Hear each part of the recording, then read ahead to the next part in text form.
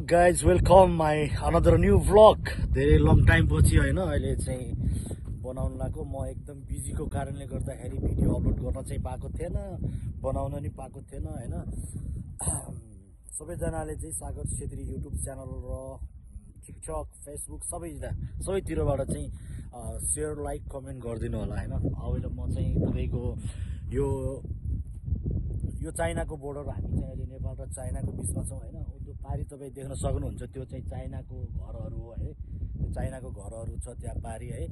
अनि आएर अनि यतातिर चाहिँ अब यो फेरि नेपाल, यतातिर चाहिँ नेपाल हो यो फेरि है। अहिले हामी चाहिँ माथि भनौँ न बोर्डर चाइना र नेपालको बोर्डरमा छौँ गाइस है।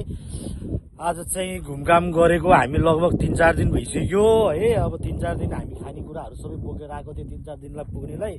अब यहाँ कसैले खोल्दै हुनुहुन्छ खानेकुरा होइन। आजलाई चाहिँ छ, अब भोलिलाई फेरि खानेकुराहरू छैन। चाउचाउहरू भइ चाउचाउ छ होइन। यस्तै छ जिन्दगी। अनि तपाईँहरू के छ, तपाईँहरूको विचार केही छ? नमस्ते, ठिकै छ, हामी घुम्न आछौँ। खानेकुरा पुग्छ नि होइन आजलाई र भोलिलाई होइन। ल त्यसपछि त हामी फेरि पर्सि तल नेपाल झरिहाल्छौँ, केही छैन। सबैजनालाई एकदम होइन रमाइलो छ यहाँ जिन्दगी चलिरहेको छ। तपाईँहरू अब यस्तै माया साथ सपोर्ट गर्दै जानु होइन।